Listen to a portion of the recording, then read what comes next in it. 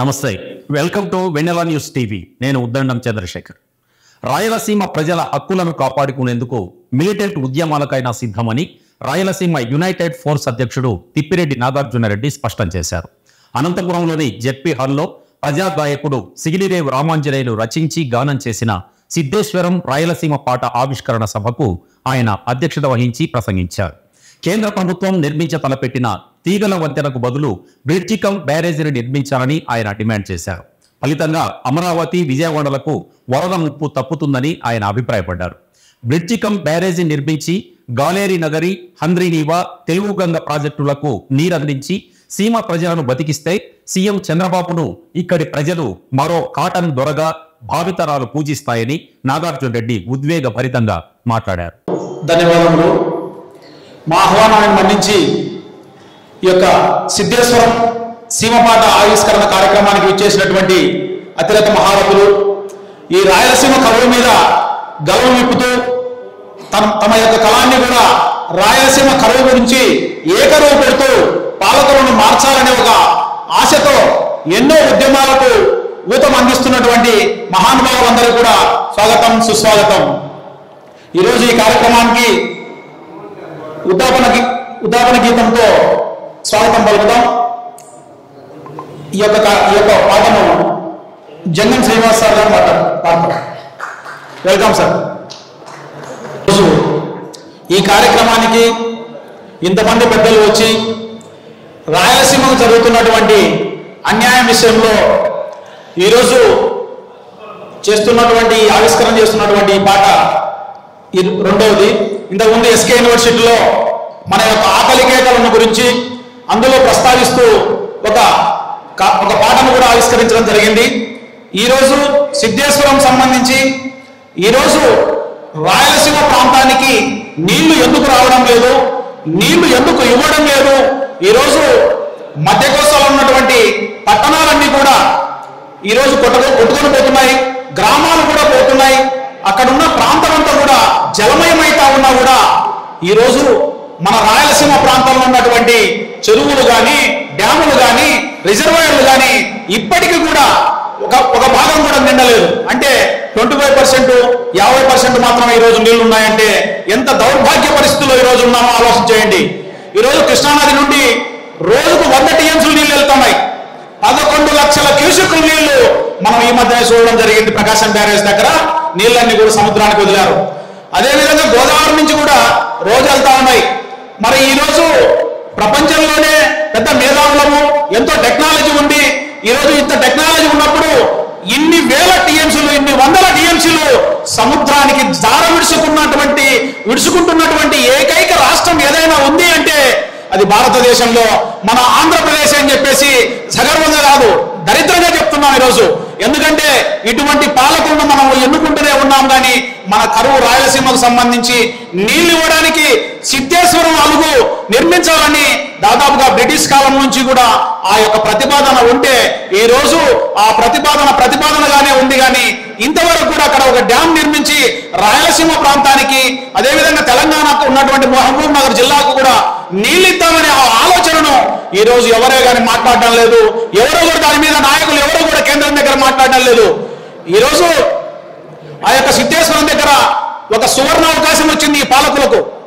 కేంద్ర రాష్ట్ర ప్రభుత్వాలకు పైసా ఖర్చు లేకోకుండా ఈరోజు నేషనల్ హైవేలో భాగంగా బ్రిడ్జ్ కమ్ బ్యారేజీ నిర్మించడానికి ఈ తీగల వంతెనకు ఈరోజు టెండర్లు పిలుస్తున్నారు.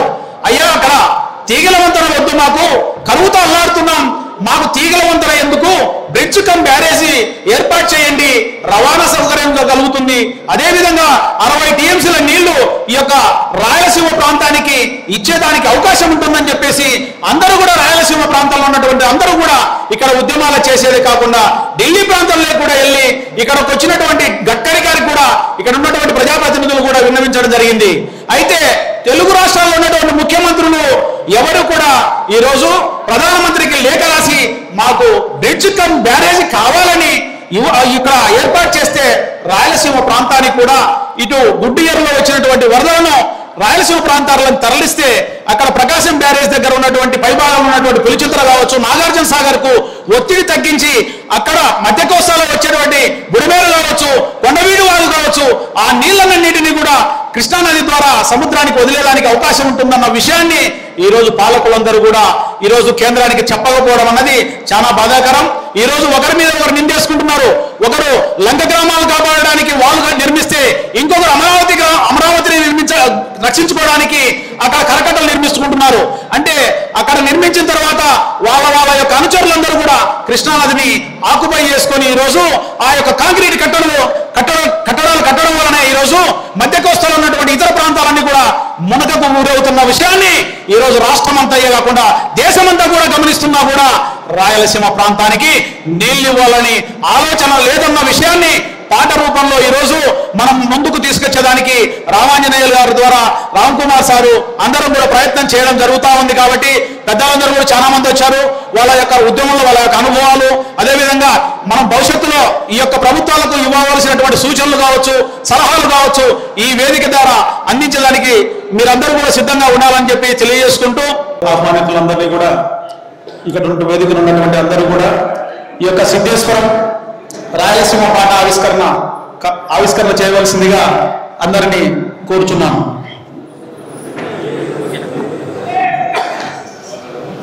ముఖ్యంగా ఒక పేరు పెన్నేరు శర్మ గారు ఫోన్ నంబర్ మార్చుకోవడం వలన ఆయన పిలుచుకోలేకపోయినాము. అన్నగారిని ప్రత్యేకంగా అభినందిస్తున్నాం. ఎందుకంటే సిద్ధేశ్వరం యొక్క ఉద్యమంలో ఆయనది కీలక పాత్ర. మేము ఎన్ని ఉద్యమాలు చేసినా ప్రపంచానికి తెలిసే విధంగా చేయాలంటే అది ఒక మీడియా మిత్రులకే యొక్క గొప్పతనం. కాబట్టి పెన్నేరు శర్మ గారు వేదిక మీదకి రావాల్సిందిగా కూడా కోరుతున్నాను. ఎందుకంటే అన్నగారు మా ఎంట ఉండి ఆ ఉద్యమంలో పాదయాత్రలు కావచ్చు 2016 నుంచి కూడా ఆ ఉద్యమానికి మాకు అండదండలుగా ఉన్నాడు. ఈ ప్రపంచానికి రాయలసీమకి నీళ్ల యొక్క ఆవశ్యకత ఎంతుందో ఆ ఉద్యమం విషయాన్ని అన్ని కూడా పెన్నేరు విషయంలో ప్రత్యేక సంచికలు వేసుకుంటూ ఎంతో మందికి తెలియపరిచినటువంటి గొప్ప ఒక విలేకరి, ప్రత్యేకమైన సీనియర్ జర్నలిస్ట్ కూడా పెన్నేరు శర్మ గారు. స్వాగతం, సుస్వాగతం. ఈ పోరాటంలో సాధించిన ఫలితాల కంటే చేసిన పోరాటాలే ఎక్కువ ఉన్నాయి. రాయలసీమకు నీళ్లను సాధించలేకపోతున్నామే. ఇన్ని పోరాటాలు చేసినా కూడా ఈ దేశం మమ్మల్ని గుర్తించకుండే ఈ ప్రాంతంలో ఉన్నటువంటి నాయకులుగా ఎదుగుతున్నారు, ముఖ్యమంత్రులుగా అవుతున్నారు, కానీ రాయలసీమకు మాత్రం నీళ్లు ఇవ్వకున్నారు.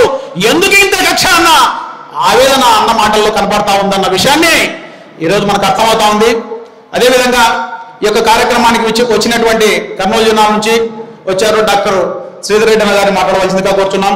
ఎందుకంటే ముఖ్యంగా ముందు ఇతర ప్రాంతాల నుంచి వచ్చిన వారిని మాట్లాడించవలసిందిగా కోరినటువంటి బండి నారాయణ స్వామి గారి విజ్ఞప్తి మేరకు మాట్లాడుతుంది. ప్రెజర్ పెట్టినప్పుడు కూడా మేము సున్నితంగా తిరస్కరించి అన్న మేనిఫెస్టోలో శ్రీబాగ్ ఒప్పందానికి సంబంధించి న్యాయ రాజధానిని కర్నూలులో పెడతామన్నారు కాబట్టి మేము రాయలసీమ యునైటెడ్ ఫోర్స్ తరఫున మాత్రమే మేము మద్దతు ఇవ్వడం జరుగుతుంది. కానీ నేను రాజకీయ పార్టీలకు మాత్రం చేరే ప్రసక్తి లేదు. రాయలసీమ విషయంలో మా హక్కుల విషయంలో మేము సీఎం గారిని కలిసేదానికి వస్తాం, కానీ మేము పార్టీలకు చేరేదానికి మాత్రం రామని చెప్పేసి చెప్పడం జరిగింది. కృష్ణ చెప్పినట్లు అందరూ కూడా 2014లో తెలుగుదేశం చేశారు చాలా మంది. ఎందుకంటే అనుభవజ్ఞుడు, బైఫర్కేషన్ తర్వాత అన్ని ప్రాంతాలకు సమాన అభివృద్ధి చేస్తారని చెప్పేసి ఆ రోజు చంద్రబాబు నాయుడు గారిని గెలిపించడం జరిగింది. 2019 విషయంలో మనం అందరం కూడా దాదాపుగా వైఎస్ఆర్ పార్టీకి మద్దతు తెలిపి ఎక్కువ మంది అక్కడ చేయడం జరిగింది. ఇప్పుడున్నటువంటి పరిస్థితుల్లో ఈ మొన్న జరిగినటువంటి ఎలక్షన్ లో ఎవరికి వారుగా ఆ యొక్క సంఘాలు నిర్ణయాలు తీసుకొని ఆ యొక్క నిర్ణయం ప్రకారంగా ముందుకు పోయింది. అట్లా అని చెప్పేసి మనమందరం రాయలసీమ ద్రోహులు కానే కాదు. అతను చెప్పినట్లు వాస్తవంగా ఎవరికైనా కానీ రాయలసీమ విషయంలో ఏదన్నా కష్టం వచ్చిందంటే ఏ పార్టీనైనా కానీ పక్కన పెట్టి జై రాయలసీమ అని చెప్పేసి ముందుకు దుంకేదానికి సిద్ధంగా ఉండాలని చెప్పేసి కూడా సవినయంగా తెలియజేసుకుంటున్నాను. ఎందుకంటే మనలో ఐకమత్యం కొలబడింది. ఈ రోజు పెద్ద పెద్ద వాళ్ళుగా ఉన్నటువంటి వారు అందరూ కూడా రాయలసీమ ఉద్యమం చేస్తామంటారు. తర్వాత పార్టీలకు వెళ్ళిపోతున్నప్పుడు మనం అనాథలుగా మిగిలిపోతున్న సందర్భంలో కొన్ని చిన్న విషయాల్లో తప్పులు చేస్తూ ఉంటాం.